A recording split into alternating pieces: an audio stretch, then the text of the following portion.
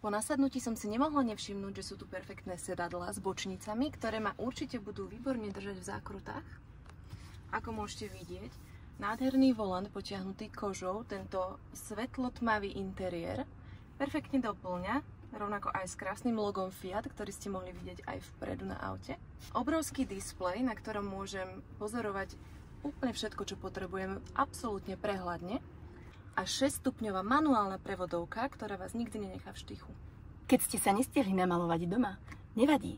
Sú tu 3 zrkadielka, ktoré vám umožnia perfektné dolíčenie sa priamo na parkovisku. Na parkovisku. A keďže sme aj my srdcom Talianky, veľmi nás teší, že tu máme krásny úložný priestor na 2 kávičky vpredu, na 2 kávičky vzadu. V momente, keď naštartujete, sa pred vami ukáže nádherný displej aj s logom Fiat 500. Všetko máte blízko, tempomat, stierače, tlačítka sú intuitívne, môžete si pridávať hlasitosť rádia, koľko len budete chcieť priamo na volante. Na displeji môžete vidieť dojazd, koľko stupňov je na vozovke, dokonca aj priebežnú spotrebu. Zase tu máme detail, že toto auto je vyrobené v limitovanej kolekcii 1957.